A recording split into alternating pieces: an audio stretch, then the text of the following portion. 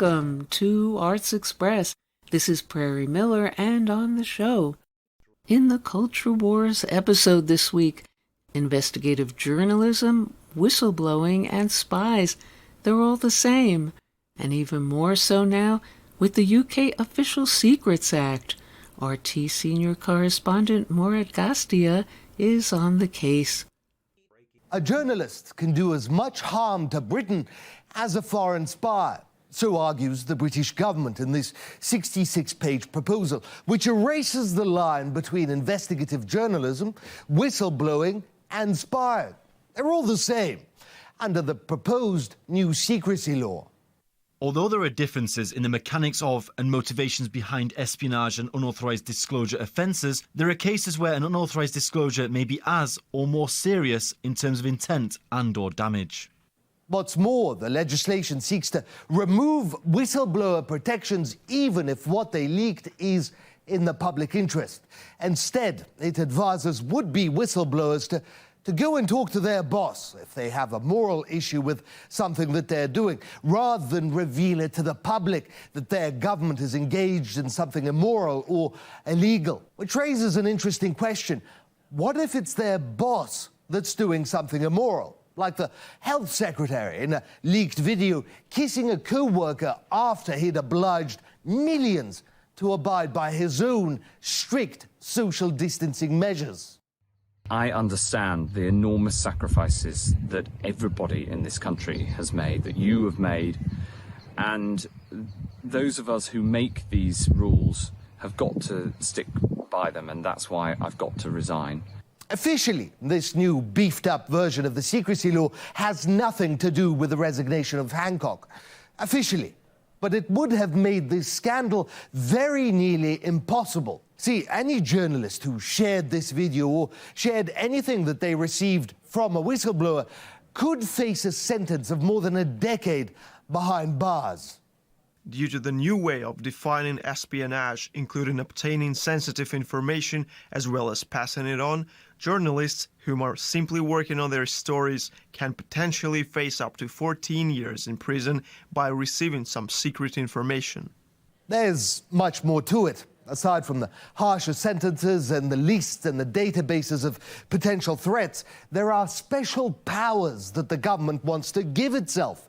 The power to punish and restrict individuals, be they journalists or foreign spies, if the government doesn't have enough evidence to jail them. There may be a strong intelligence case to suggest that an individual is engaged in hostile activity, but with limited evidence that could be openly used to support criminal prosecution. The civil order could include a range of restrictive and preventative measures, including measures to prevent an individual associating with certain people or from visiting specified sensitive locations. Currently, these proposals are being polished off at the Foreign Office, but could soon be in Parliament. And make no mistake, this new secrecy law would give the most authoritarian regimes in the world a run for their money. If passed, whistleblowing and investigative journalism, as we know it in the UK, are dead. This is one of the biggest wide-ranging attacks on press freedom, perhaps since democracy came to Britain. The definitions in the report are very odd indeed. In fact, the word journalism doesn't come up once in the 66-page report itself. Fundamental to the 66-page report is that journalists can be more dangerous than spies. Obviously, the US is prosecuting, say, Julian Assange under the Espionage Act. This Home Secretary, Boris Johnson's Home Secretary, is backing a consultation document that suggests that journalists, they're much worse than spies. Spies, after all, can work for one government or another government or one actor. Journalists, they publish the material, everyone can see it, so journalists have to be clamped down. That is seriously the level of logic and deduction that is being used here by the British government in erasing freedoms and rights of the free press here in this country that have been created and modified over centuries. So that's quite how dangerous the Official Secrets Act reform looks to be. And which brings up our guest this week on the show. CNN legal analyst Elie Honig takes the Arts Express hot seat regarding what's up with his just-released book, Hatchet Man, what he figured out about Trump's former Attorney General Bill Barr, and why the former U.S. Department of Justice prosecutor deems Barr as still a danger to society, and multiple contradictory hats of Honig's own hot seat interrogation as to the increasing government attacks on investigative journalists. First, a little about Bill Barr from Lori Lenner and the Pirates of Penzance. Then Elie Honig and Hatchet Man.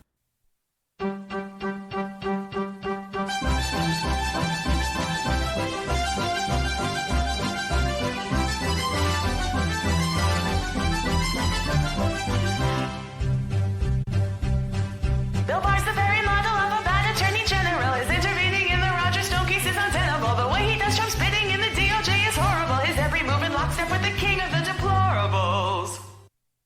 Barr's very well acquainted too with making things political. His history with cover-ups is lawfully hypocritical. From Mike Fun to Andrew McCabe, he suffocates the rule of law. Rule of law. Got it? He must have graduated from the Betsy DeVos School of Thought. He must have graduated from the Betsy DeVos School of Thought. He must have graduated from the Betsy DeVos School of Thought. He must have graduated from the Betsy DeVos School of Not Much Thought. Barr won't work for the people's needs. He only serves the precedents. Would let me both be served with a jail sentence and a residence. In short, his intervening in the Stone case is untenable, but Barr's a very model of a bad attorney general. In short, his intervening in the Stone case is untenable, but Barr's a very model of a bad attorney general. Barr tried to hide the findings of the Mueller report with a note. Won't someone treat this poisoned institution with an antidote? Barr lied to Congress when they asked if he knew what Bob Mueller thought of his mischaracterization of Mueller's 2-year report. Because Bill Barr diverted the grant funds from Catholic charities, the phrase hookers for Jesus entered in our vocabularies. Barr seems to interfere in legal matters where Trump is involved. He kinda looks like Patton Oswalt's evil twin, much less evil. He kinda looks like Patton Oswalt's evil twin, much less evil. He kinda looks like Patton Oswalt's evil twin, much less evil. He kinda looks like Patton Oswalt's evil twin, but much, much less evolved. He opened up a line from Giuliani to the DOJ to funnel funny Biden theories to the government. The clear criteria for Trump's senseless speed untenable. It's only been 1 year that Bill Barr's been attorney general. In short, his intervening in the Stone case is untenable, but Barr's a very model of a bad attorney general.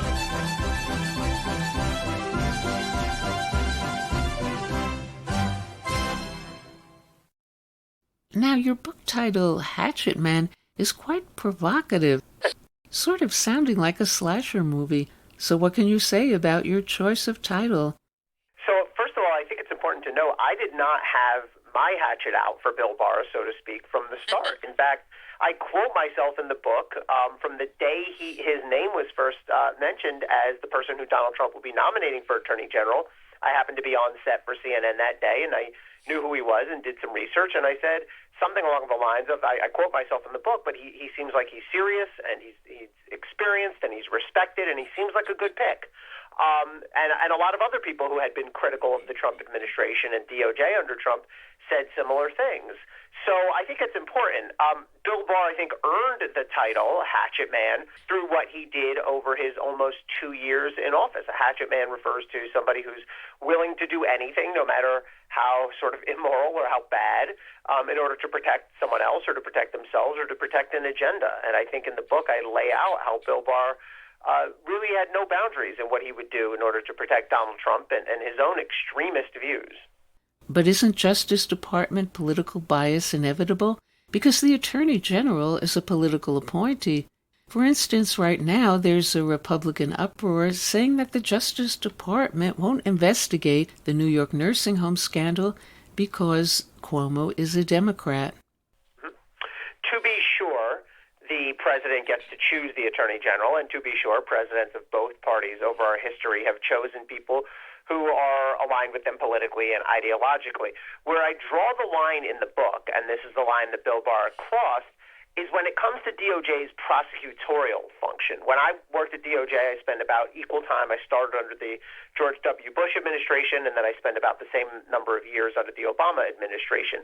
And I say in the book, it didn't make any difference to us on the line, meaning the people doing the cases in the trenches, because we always had confidence that the AG would keep politics out of prosecution. Now, each president, of course, is going to have his policy agenda, and some of that will be incorporated through DOJ, and that's fine. If one administration wants to get tougher on immigration crimes and one wants to get less tough on immigration crimes, fine. But what I object to is interfering, particularly in a dishonest way, as Bill Barr did, in specific United States versus this person prosecutions. Bill Barr did that to bail out Donald Trump on the Mueller case, which is sort of the cardinal sin, to bail out other of Trump's political cronies, Michael Flynn, Roger Stone, and sort of to echo Donald Trump's preferred campaign narratives of the moment. So are people always going to look at DOJ and say, I wish they were investigating this, they're not, and it's the party that, that I don't like is in power, and that's why?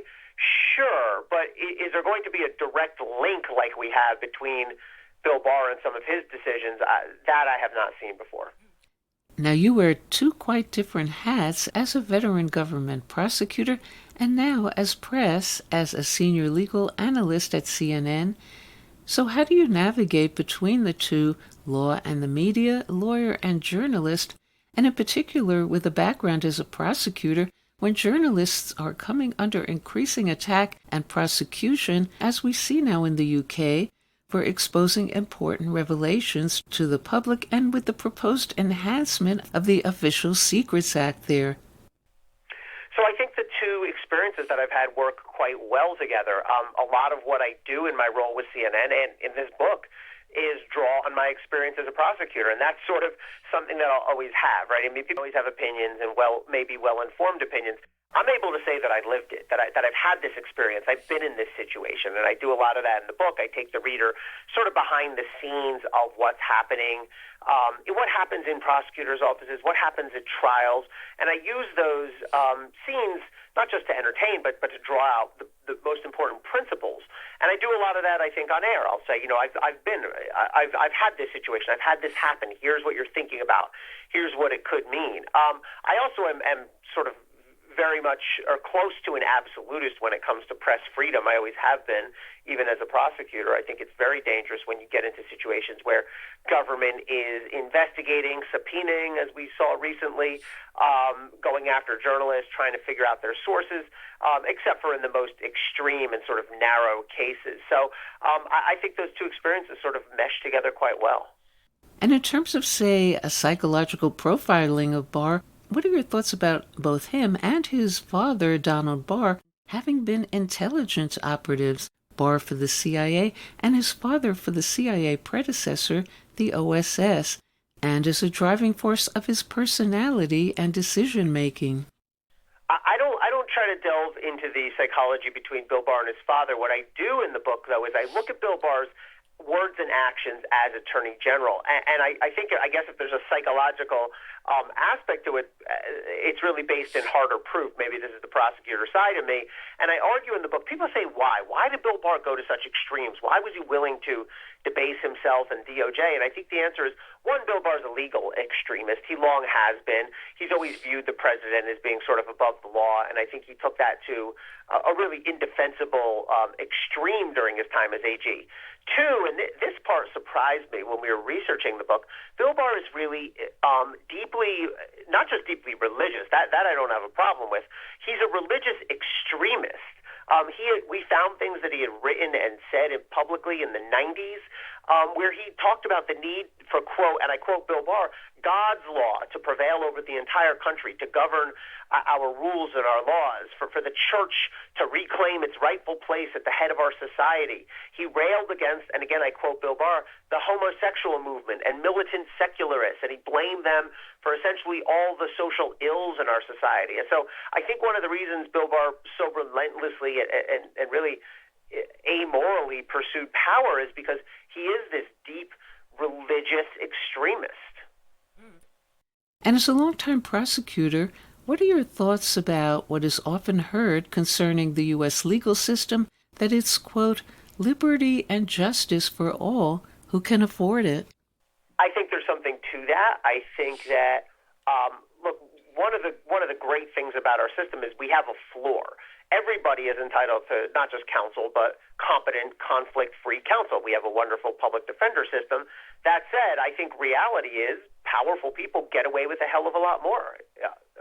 In particular, look at Donald Trump. I mean, he has gotten away with a lot because of his wealth, because of his connections, because of the protections that he has legally and politically for being president, and because he has willing enablers and enforcers, Bill Barr, I think, foremost among them. And Bill Barr has left the building, so to speak, as Trump Attorney General. So why a book about Barr, and why now? Because the damage that he did to the Justice Department is long-term, and I think it's important that we have a record in one place of what the man did. Look, if not to overinflate the importance of this book, but if I didn't write this book, there would be no, I believe, comprehensive, truthful history of what Bill Barr did. He's writing his own book. It's coming out next year. I'm sure it'll be self-congratulatory, but I base this all just on the public record, on the undisputed facts. And when you lay out end-to-end all of his abuses, we all remember the Mueller report, but there's so many more. I think it makes a case that he's the most corrupt attorney general that we've seen. And I think it's important that we know that, and I think it's important that people understand what the Justice Department should not do and what the Justice Department can do to get back on its feet, which I go into at the end of the book. And Hatchet Man is published by HarperCollins. And next up on Arts Express, who is the enigmatic writer and director John Gaspard, and what does he have to do with the world of magic? All will be revealed during this cryptic conversation. But first, in the Arts Express Playhouse, an excerpt from Gaspard's Cookie Project. Yeah. Delivery from Two Smart Cookies. All right, be cool. Right, okay. Yeah? How much? Thank you for choosing Two Smart Cookies. How much do I owe you? $23. Okay. You know, a lot of people complain about the price. Glad you didn't. You know, considering our overhead, the cookies are still pretty cheap. Okay. Enjoy. Thanks. Have a pleasant day. Please call Two Smart Cookies for all your future cookie needs. Okay. I'll do that. Next time, then.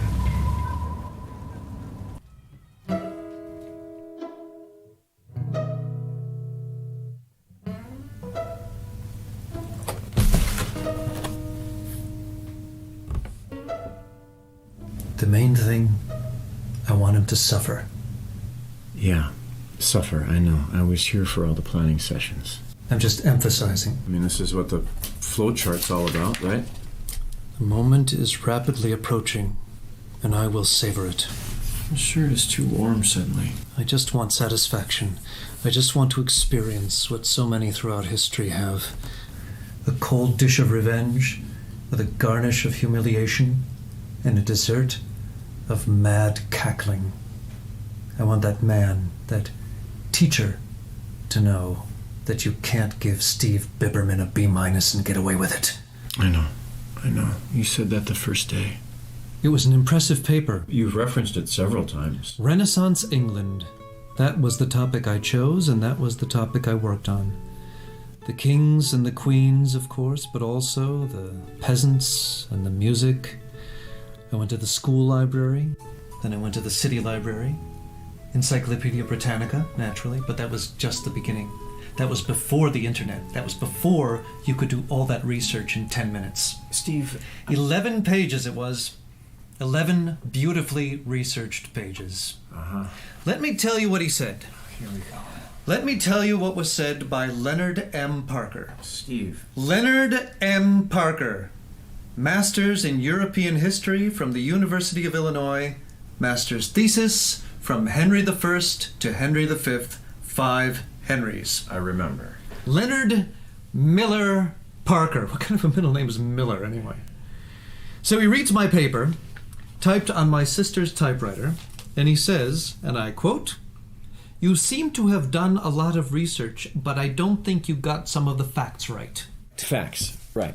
That's what he wrote, with his blue felt-tip pen and his stinking still Depression-era style handwriting, with each loop of the E carefully produced with a subtle tilting of the pen for maximum effect, because that's what's important. I want a wretch is what I want. What is Depression era? You're probably thinking like some member of the clergy that I've been hanging on to this for far too long. Oh, but you haven't, clearly. That is why I don't feel a bit bad about what's going to happen. Now, do you have your flowchart? We drive to the school in the vehicle we rented over in Farmdale, dressed as heating and plumbing experts. Yeah, see, that's the part that I don't... We wait in the north lot for him to come out, and then we follow him home, staying 150 feet away at all times. Or 50 meters if you're Canadian. Are you Canadian? If he makes any stops along the way, let's say for an ice cream or the dry cleaner, then we park across the street, but this time 200 feet away. Yeah, it's the only thing in the flowchart that isn't a straight line, I've noticed. I need a good driver, someone who's not going to get upset or nervous.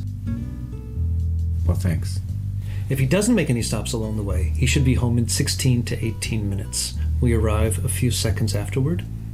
He lives in a house, not an apartment. Is that a stroke of luck or what? Yeah, it is. Yeah. He's been divorced for a year.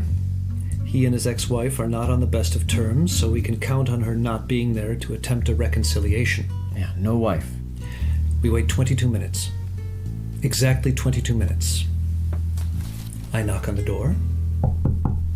He answers. He says, yes, or something similar. It could be hello. And I say, I'm from the lawn service, and I hand him a coupon, and I say, we would like to cut your lawn for free, no strings attached. So then why are we dressed To confuse him. He won't be expecting a lawn service. Or a heating and plumbing guy, apparently. That's the beautiful thing.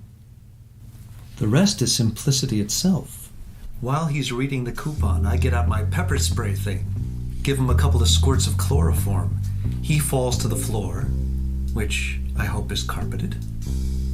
I step inside, close the screen door, the regular door, drag him across the living room to the basement, which we know exists because of the plans we got from the city office when we were claiming to be property inspectors.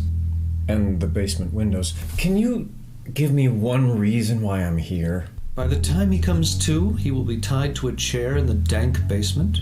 I will have changed into my regular clothes, and I will be able to explain to him why our lives have been hopelessly intertwined since my 10th grade year. Parker, you must pay for your sin. Your miscalculation has followed you through life. You thought it buried in the sands of time, but no, and I am here to ensure that your punishment, though not swift in coming, is meted out with the pain and humiliation you so richly deserve. Thus saith the Lord. Then, if he's good, if he's really good, I take out another felt tip pen that I purchased at a drugstore across town. Clever.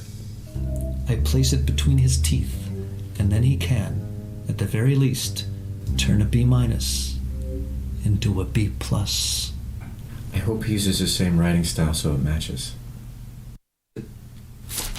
Son of a gun. Yeah. Huh.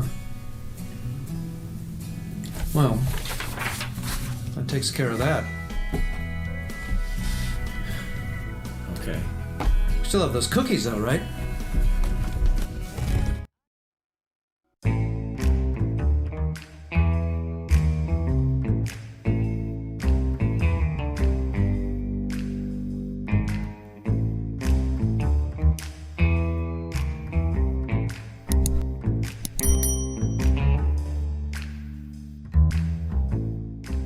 Hi, this is Jack Shalom.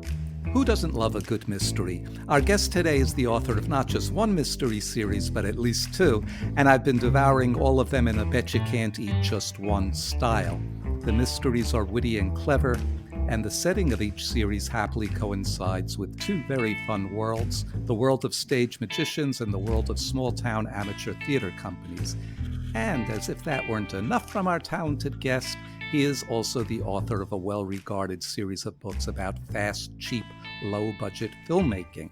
So I hope to ask him about all of these things. I'm very happy to be talking with our guest, writer John Gaspard. Hi, John. Hello, Jack. Thanks for having me on. Hey, John, where are you calling from? I'm from Minneapolis, Minnesota. You first came to my attention with the Elie Marks mystery series, which I'm really enjoyed. Tell us the premise of this mystery series. Sure. These are very light comic mysteries about a magician named Elie Marks. He is a professional magician, which means he does trade shows, birthday parties, corporate events. He's good. He's not great. He was raised by an uncle who is a great magician named Harry Marks. And on occasion, Eli is confronted with a mystery of some kind, usually a murder. And he uses that magician brain of his to figure out what is actually happening and solve the case. And I think you're up to number 7 now in this series. Is that correct? That's right. There's 7 books in the series, and then there's also 2 kind of goofy short stories. And each one of them is named after a very famous magic trick, the ambitious card, the floating light bulb. How did you come to the idea of a mystery series based on a stage magician? Well, I wanted to write a series, and I wanted something light, fun. As it turned out, as I was looking around the world around me, I realized that I have more magicians in my life than the average person does. I knew about a half dozen. They were all unique. They are very smart.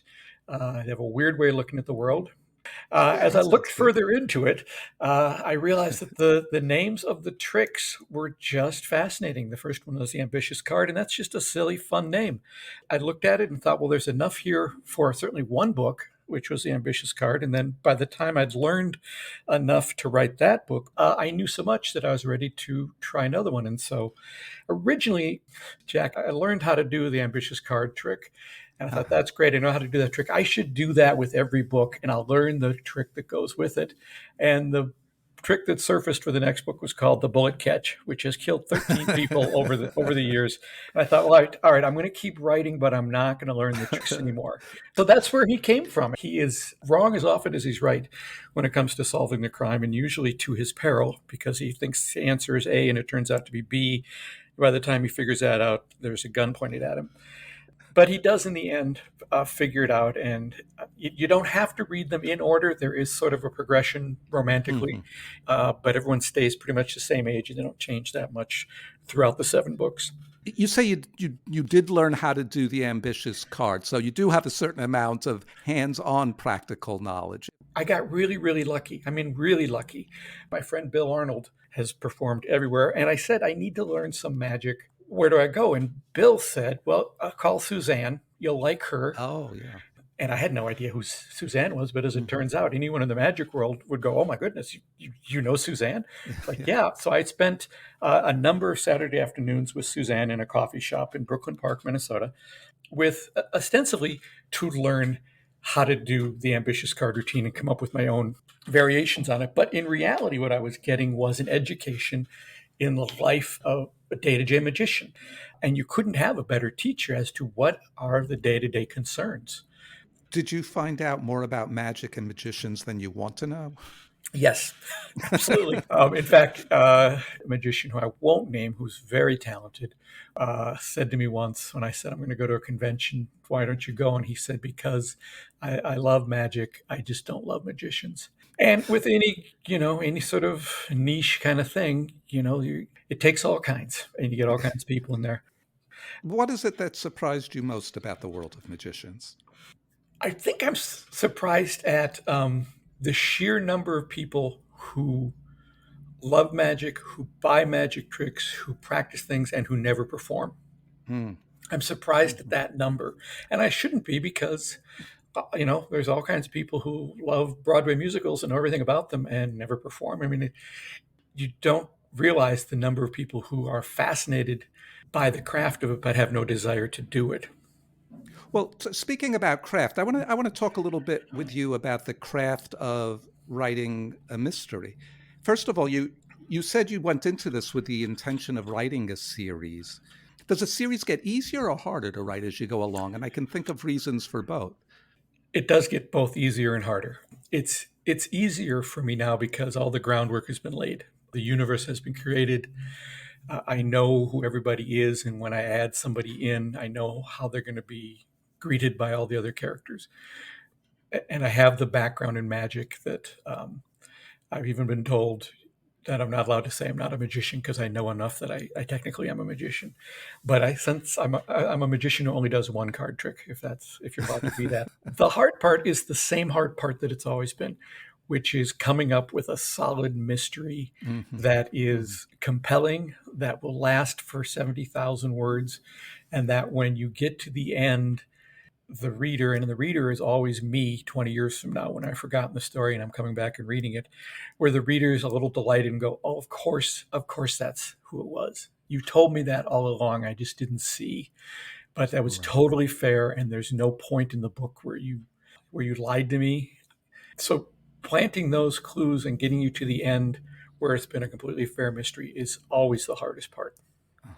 How much do you plot out in advance? I plot the whole thing out in advance, not in granular detail, but I know how it begins. I know what the theme is because in every book, Eli's dealing with a thing of some kind, usually an emotional thing or something that's sticking in his craw. I know who the killer is and why they did it. I certainly know who the first victim is. I've been known to change the second victim or to save the life of someone. I know all of that, and I know how it's going to end. I know what the final scene will be, kind of, and I'll know how he figures it out.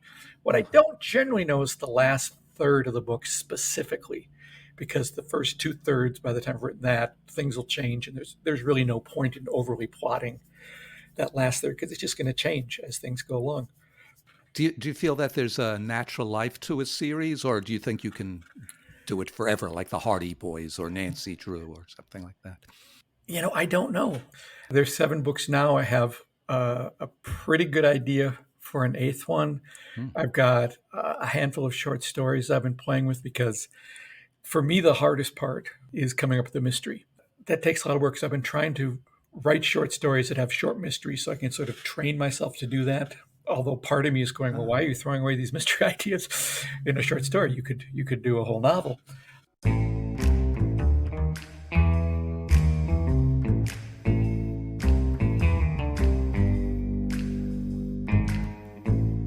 You're a very prolific guy. You also have another very entertaining series about a small town amateur theatrical group. Yes, that was done because I had a publisher at one time who was looking at the Elie Mark series and was bemoaning that it was a male lead and that the author was male. And she said for mysteries, particularly cozy mysteries where there's not a lot of violence, sell better if it's a female lead and if it's a female author. And I thought, well, let's just see if that's true. And I think she's mostly wrong. The magic one seems to be a lot more popular than the theater one, although there are fans of the Como Lake Players mysteries, and they're fun to write, but they're nowhere near as I don't get nearly as many comments on them. But they are fun to write. I realized that this was a really good environment for a mystery series because while some of the main characters always stay the same, the cast and crew and things in community theaters tend to change every show. So you get a whole new set of people and a whole new play that they're doing and a whole new way of killing somebody. Well, I read both of those, and I really enjoyed those, too. I thought they were very entertaining. And just as you have inside stuff for magicians in the Elie Mark series, you sort of have some inside stuff for amateur theatrical. I loved your musical version of Waiting for Godot that they're doing, Two Tramps and a Tree. Yeah, 2 Tramps and a Tree, yes. Hilarious. The show ends with one final duet. Who needs Godot? We've got each other. Now, for that series, you have a pen name, a nom de plume, Bobby Raymond. Is there any significance to that name? There is. My wife and I each oddly have uncles who were priests. I have my Uncle Raymond, who was a priest, and she has her Uncle Bobby, who actually I married see. us. And Oh. so I thought I'd have sort of a gender neutral name, and it came out as Bobby Raymond.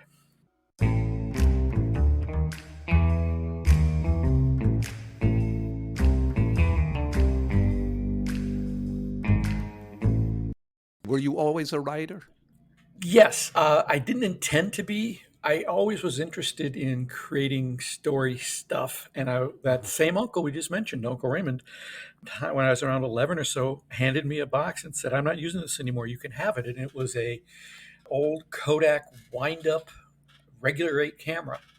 And so I started making short films. And in order to make these movies, which I enjoyed doing, I enjoyed the shooting, I enjoyed the editing, I had to have something to shoot. So I needed to do the writing myself, and I sort of fell into that. Started writing screenplays, and I guess never stopped writing. Well, let's talk a little bit more about that. I'm always interested in how people do it, whatever it is they do. I'm always interested how they do it. How do you write a mystery? How do you write a screenplay in terms of, do you have a set time that you get up and you say, okay, I'm going to devote these hours to whatever comes out within this time? Or what is your method? I wish I had a better answer for that, because some writers have exactly the right answer, where they say, I'm up at 4, and by 4:30 I'm at my desk, and then when my family wakes up at 6, I'm blah blah blah, or I make sure that I do all my writing in the morning, and then I do my editing and marketing in the afternoon. Although I'm a very organized person, I'm not organized to that degree.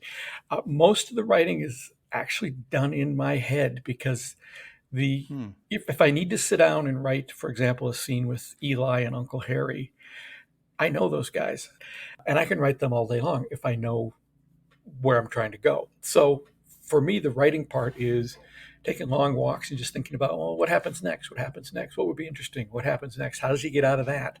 And then just making notes. But I don't have a regular schedule.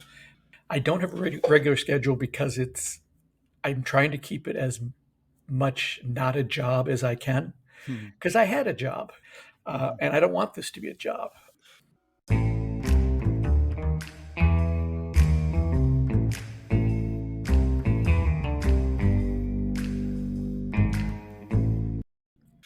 We have listeners here who are very interested in film. Mm-hmm. You are the author of a series of books about how to make a low-budget film, the Fast, Cheap filmmaking books. So tell us about those. Sure. Well, like I said, I started making movies when I was a teenager. I made features when I was in high school, and I made another Super 8 feature when I was in college. And then sometime in my 30s, a friend approached me and said, "I've got $30,000. I want to shoot a feature. Will you direct it?" And we ended up doing 2 features on 16 millimeter film, and then the DV digital craze came, and I did 3 or 4 features that way. So I knew a lot about production from having done those. And after we did our 16 millimeter ones, which were the most expensive things we've done, each cost $30,000, I thought, I'm reading up on a lot of people who are doing the same thing and losing their houses. And since I'd learned so much, I thought I will just put together a couple books that show you how other people have done it in the past, so you don't make those same mistakes. So I did a book called Fast, Cheap, and Under Control, Lessons Learned from the Greatest Low-Budget Movies of All Time, in which we look at movies like Little Shop of Horrors, or Clerks, or Slacker, or El Mariachi, and have interviews with the people who made them, just talking about the key lessons that they learned. For example, one of my favorite lessons is rehearse. When Roger Corman made the movie Little Shop of Horrors, he famously shot it in 2 days.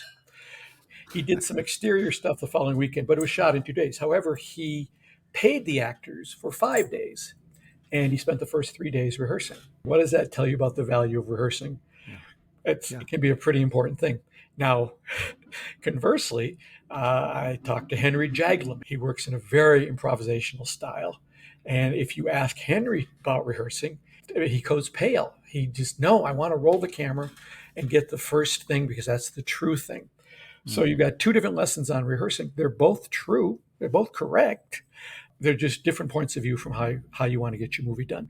So I did that on the greatest low-budget movies of all time, and then thought part of the problem people are having is they're not writing their scripts to fit what they can shoot.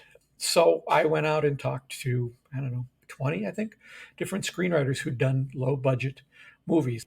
So that's the companion book, is Fast, Cheap, and Written That Way. John, what's ahead for you? What can we look forward to? I'm starting to work on the new Elie Marks book, which will be book number 8, I hope. And I'm doing this podcast, which was supposed to be just this simple little thing. But as you know, as a broadcaster, it may look like it was easy. I've got pretty good idea for the third Como Lake Players mystery, which is called Rehearsed to Death. Good. And what's the website we can look at to catch up with you? Well, the simplest one is just to go to elimarksmysteries.com. That's ELIMARKS mysteries.com, because there you can find the Elie Marks mysteries. You can find the Como Lake Players mysteries. You can find the podcast. The filmmaking books, just go to fastcheapfilms.com. Great. Thanks so much, John. Thanks for reaching out to me. I've been speaking with John Gaspard, Gaspard, author of the Elie Marks series of mysteries, the Como Lake Players mysteries, and the Fast Cheap Filmmaking on a Budget series. This is Jack Shalom for Arts Express with host Prairie Miller.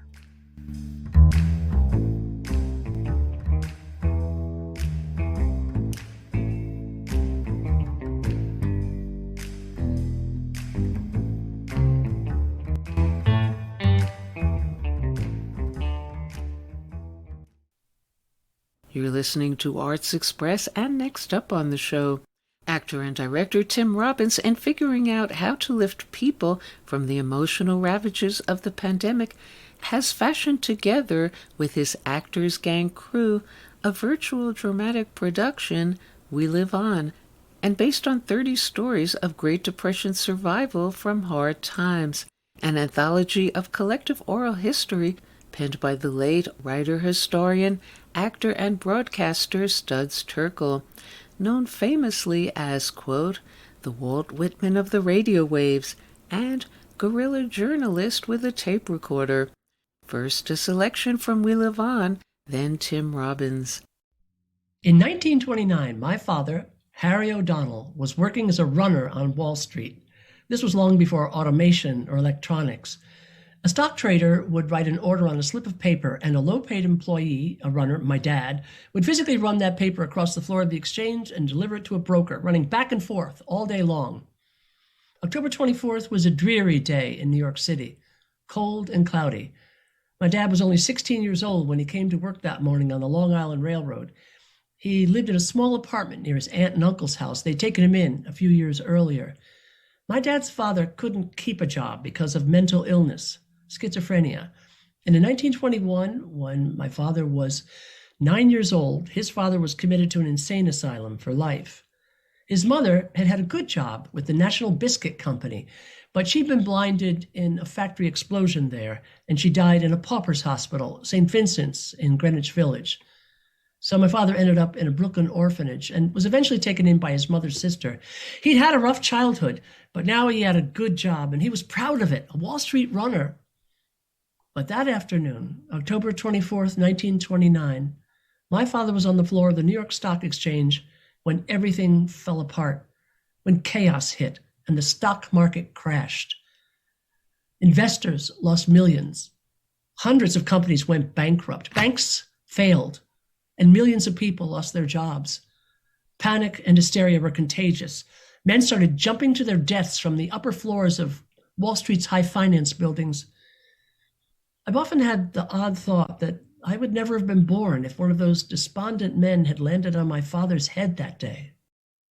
What were you going for in both recreating and also originating these 30 stories, and what went into those particular choices?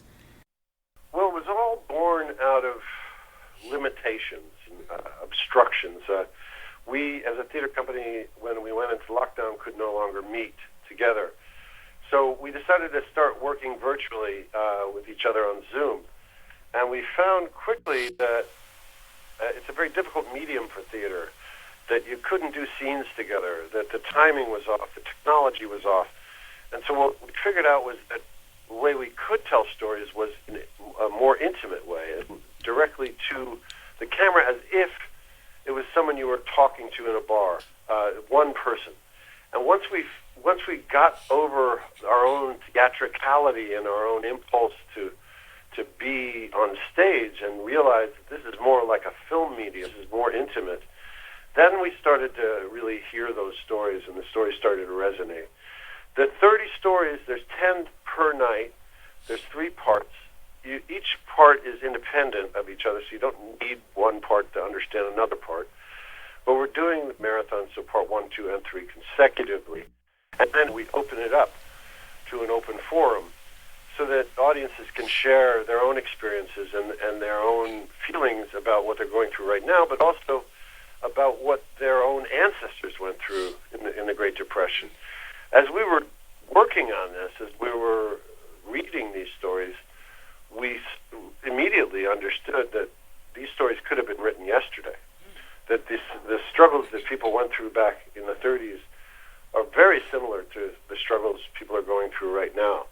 And so what we felt was it was really important to tell these stories, because what we need to hear is stories of survival that give us hope, that make us understand that we're not alone, that other people are feeling the same things we're feeling, that other people from the past were feeling these same feelings. And when we hear those stories from the past, it gives us perspective on the present. And what have you included from your own life in this production? Well, I haven't really. I'm not acting in it. But certainly my own life is reflected in it, in that I come from parents that were children during the Depression and had a, as we all do, there's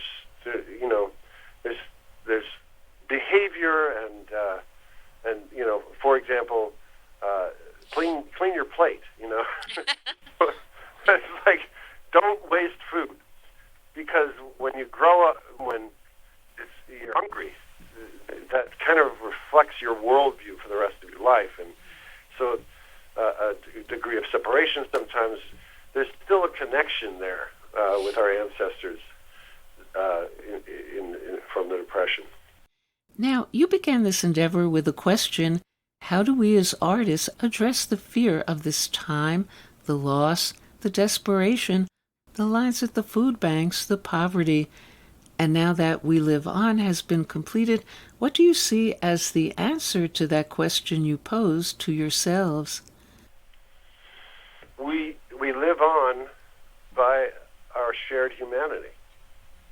We live on by understanding that we're part of a larger thing here, that it's not all about division and political affiliation and how you feel about